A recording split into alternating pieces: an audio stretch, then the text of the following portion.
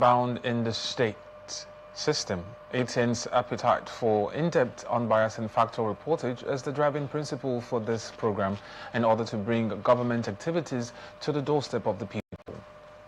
Our topics for today are Naira mutilation. CBN cautions against money bouquet before Valentine's Day. 2027 election, lawyers sues INEC and parties over nomination fees. Workers protest social alcohol ban enforcement. 2027 polls, INEC seeks 873 billion naira, proposes 171 billion naira 2026 budget. We're open for advert placements, news and events coverage, personality, society and political interviews, product service promotion and commercials. Watch us live on www.atlanticnetwork.tv, Able TV channel 205, Limex TV platform, Ifestech platform, Apple TV, Nigeria TV, Uruku TV. Connect with us on 18 socials, subscribe, like, and share. Facebook and YouTube, Atlantic Television Network. Instagram and TikTok, Atlantic TV Network 1. On Twitter, now X, at Atlantic TV Net. We'll go on a short break now, and when we return, we will continue with the rest of the stories.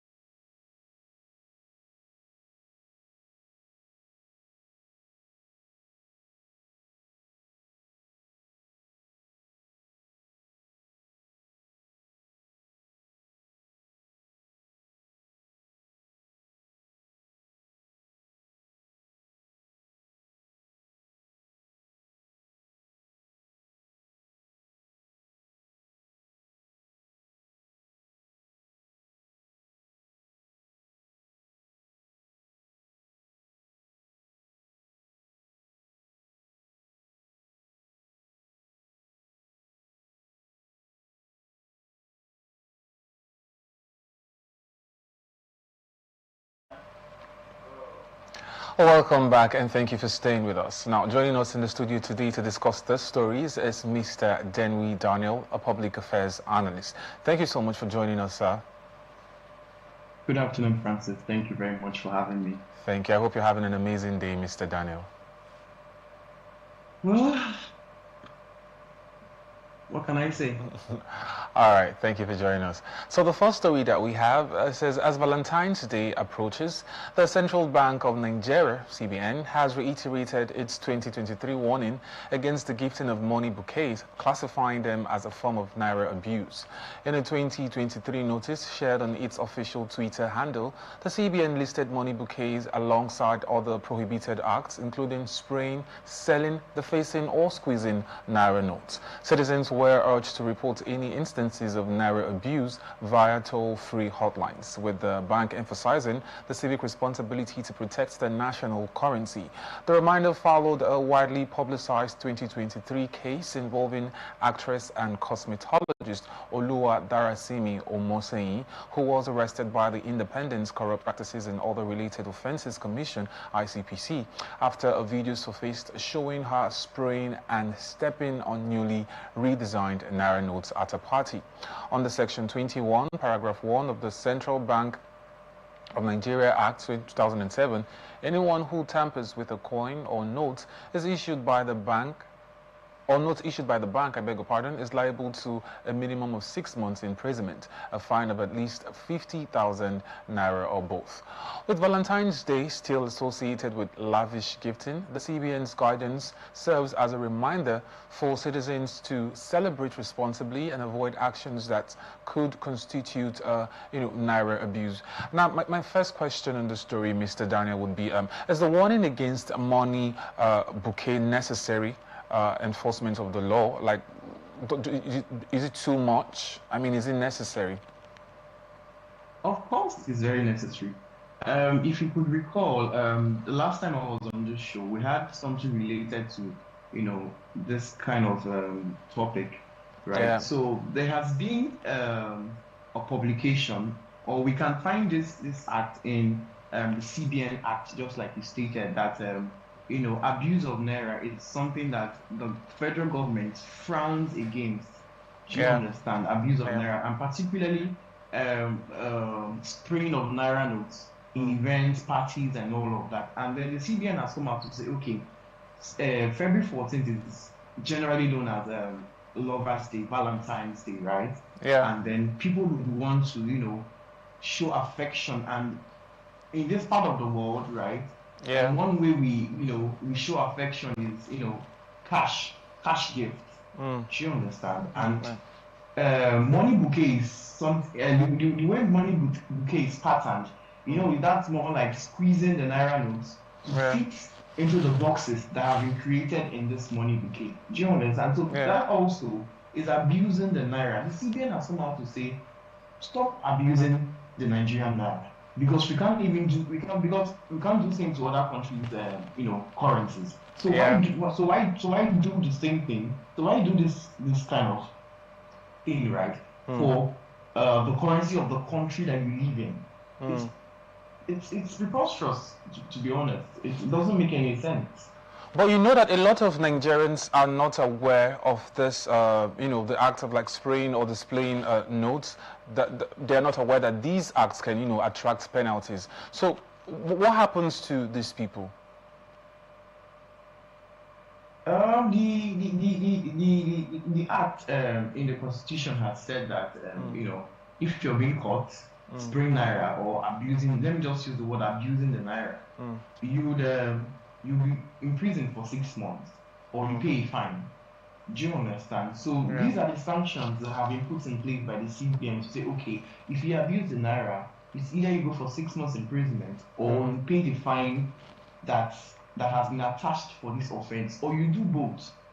Do you understand? So the CBN and EFCC on different social media platforms has come out to say, okay, abuse of naira is something that we strictly frown against as a country. So Nigerians should, desist from such acts or practices.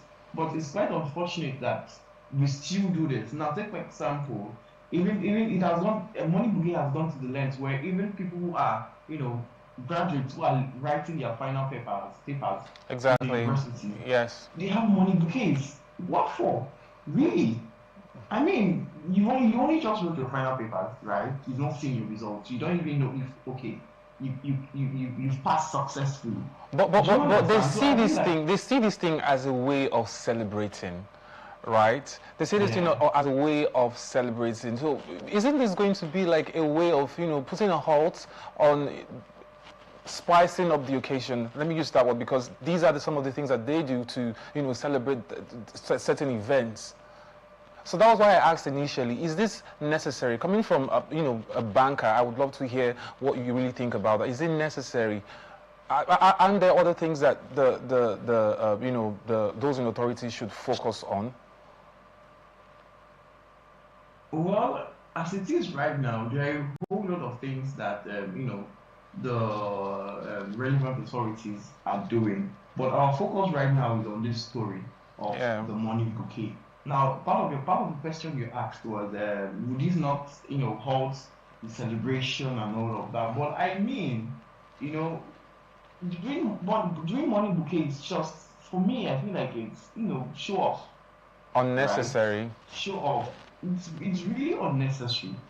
That money bouquet could be turned into cash gifts. That's why we have bank accounts.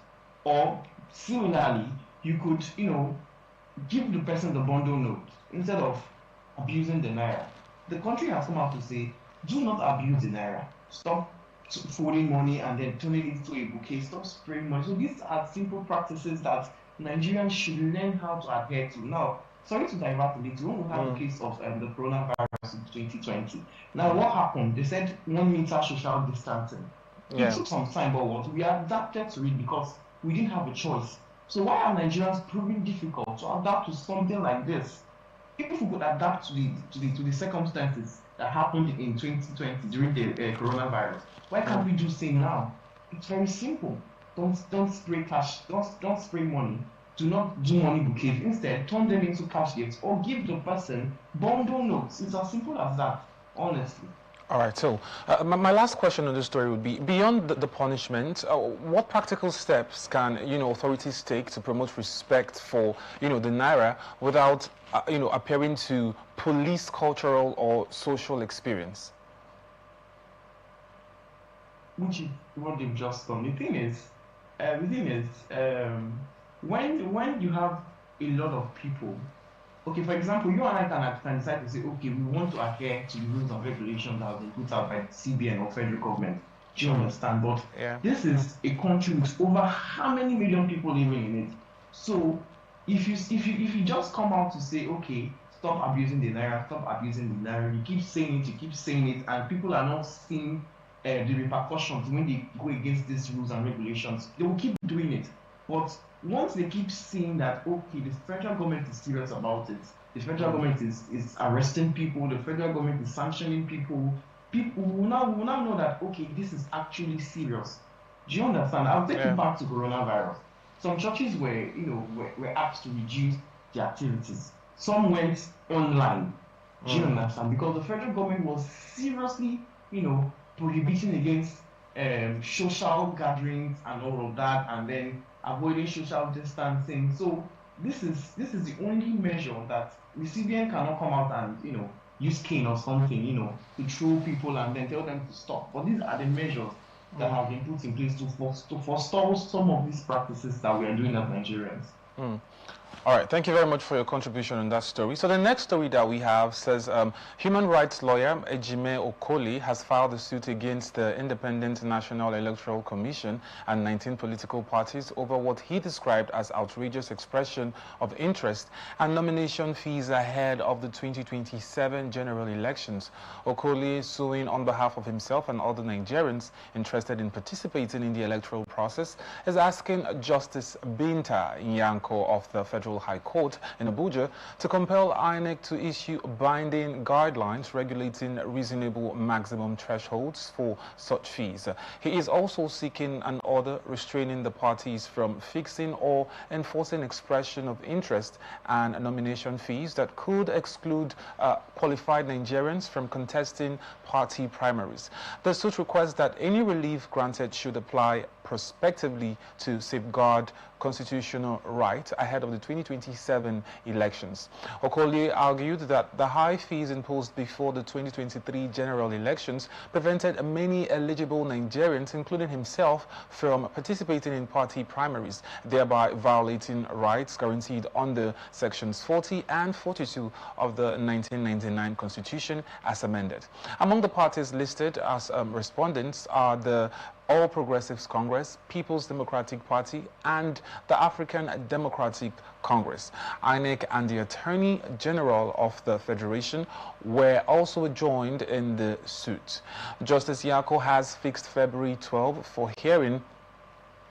Okay, so my question on this story would be, should INEC, well, talking about INEC in particular now, Mr. Daniel, should INEC control how much political parties, charge people who want to contest elections? Definitely yes. Definitely yes. Now, I would take a cue from banking. You understand? And now, so if you can remember, far back as I think 2015 or 2016 or thereabout, so the CBN came up with a policy that okay, the debit cards, the popular debit cards that we use, to make transactions and then pay for stuff, that the bank should not charge more than 1,075 naira. You understand? For card issuance. Now, mind you, the cost of acquisition of this card is more than 1,075 naira. Do you understand? So it simply means that the bank is running at a loss. Yeah. So, for example, if they acquire those cards for 1,500 and then they are not issuing those cards for 1,075 naira, it simply tells you that okay, the bank is making a loss. But a body has come to say no, card issuance should not be above 1,075 naira. So back to the story now. So the INEC has a role to play to say that okay, these are the fees for nomination, and they should be able to look at put a lot of things into consideration when fixing some of these nomination fees. Do you understand? We have credible candidates that would want to contest for for general elections and all of that, but they cannot afford these fees. Do you understand? They cannot afford these fees, making it very what's the word now? Making it very difficult. Difficult, right? Difficult for people to to partake and then do what they're supposed to do. Exactly what I wanted to ask, because I wanted to ask you that these high nomination fees, I wanted to ask you if they are necessary or do they stop credible but less wealthy Nigerians from running for the election, which is already what you're talking about. Yes. Nigeria as a country right now, it's saddening to say that the country is leaning towards favoring the high and the mighty. Do you understand? People, the powers that be, for example. So it simply says that if you're not wealthy to a certain extent, you cannot purchase the ticket for your primary nominations for you to represent your political party. So it is this measure has been put in place by the INEC to favor a certain class of people, which is not supposed to be so. Okay. To be very honest, we are saying that okay, elections should be free and fair. The election should be credible and all of that. So the nomination process as well should be credible. You understand? We have people that can make a change, can cause a change in the country, but because of the financial constraints that they have as regarding the purchase of these tickets, they cannot contest or run for elections. So the INEC particularly has to review this nomination fees so that it can give room for people who think who are less wealthy but are capable. Yes, less wealthy and capable, to engage in the elections and then see what comes out of it. All right, thank you so much for your contributions on these stories. We'll go on a short break now, and when we return, we will continue with the rest of the stories. Please stay with us.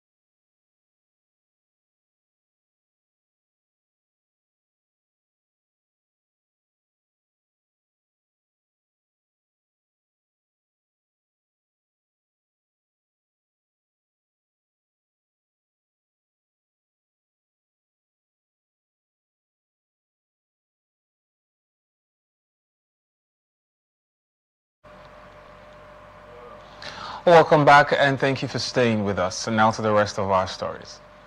Members of Food, Beverage and Tobacco Senior Staff Association, FOBTOB, yesterday staged a protest outside the Lagos office of the National Agency for Food, Drugs, Administration and Control, NAFDAC, demanding the suspension of sachet alcohol ban.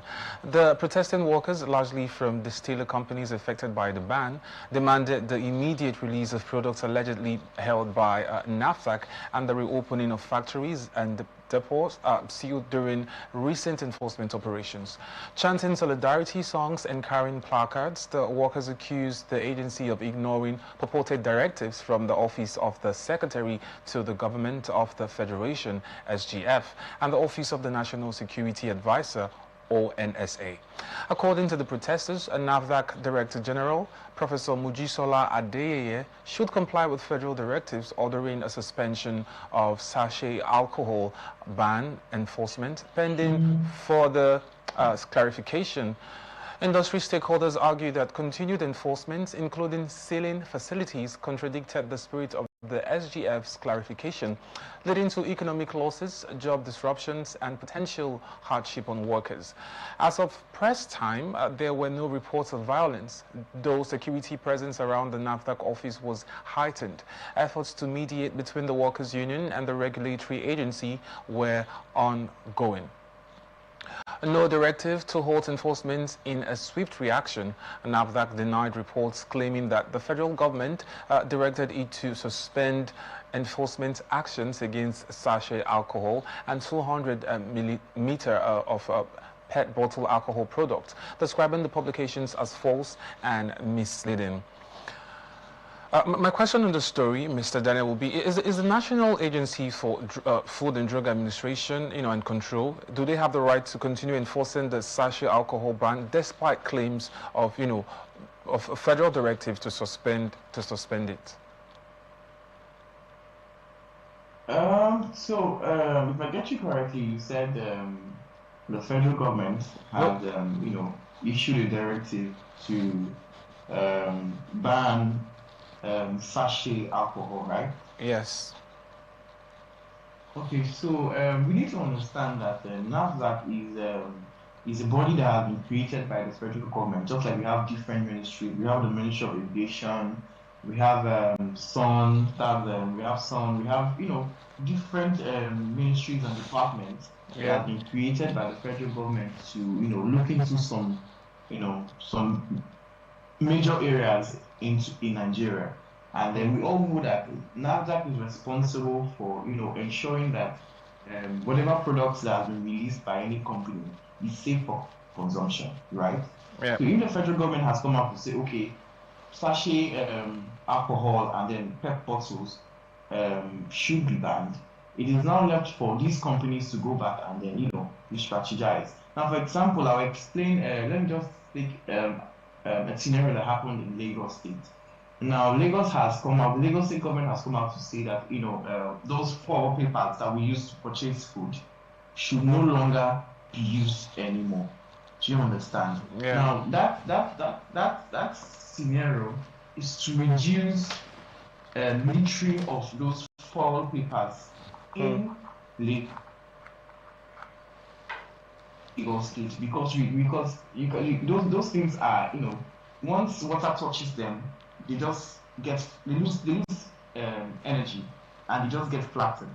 Do you understand? So that way, those things are being littered across Lagos State. Now, for these sachet products as well, once we consume them as Nigerians, we just dispose them on the ground. Do you understand? Littering everywhere, making the environment, not clean and healthy. So the government has come out to say, let's do this. NAFDAC has to enforce, because the government was the one that created the NAFDAC for this purpose. No, the government is saying that there shouldn't be a halt, like a ban to the consumption of sachet. Yes, but NAFDAC is still going ahead to carry out this process. That's why I was asking, do they have the right to go against the government's order? the government is saying that they did not give out that directive. Is it what the government is Exactly. saying? So now there's more like a miscommunication.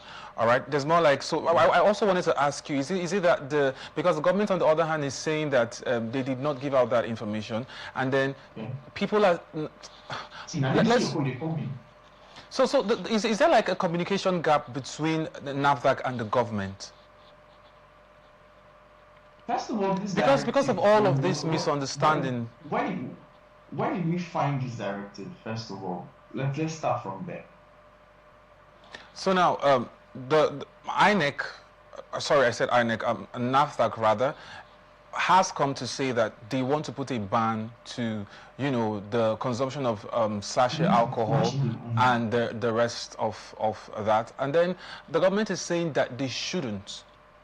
And then later on, we're getting news that the government did not say that. And now people that's why I'm asking, if in a situation where the government says NAFDAC should not, put a ban to the consumption of or the sales of sachet alcohol, do NAFDAC still have the right to go ahead and do that, in as much as they might be doing it for, tangible reasons? Do they still have the right to do, or would they just say, okay, because the government said we shouldn't do this, even if this is supposed to be to the benefit of the people, let's stop doing it? Well, just like you said, I think there's a communication gap, but even if there should be a communication gap, I think at this point it is now left for the NAFDAC, to reach out to whoever that gave that directive. That okay, since you said okay, this sachet product should be banned. Yes. Yeah, because I feel that they are looking at it from the idea of job losses, and all of that. So is this? It may not be entirely about job loss, but I think it will be about sales. Because if you want us to take an analysis, right, we can see that these companies, they make more sales in sachet products.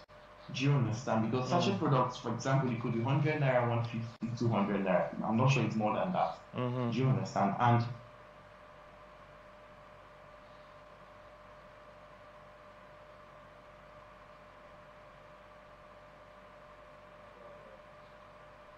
you can see that youths these days,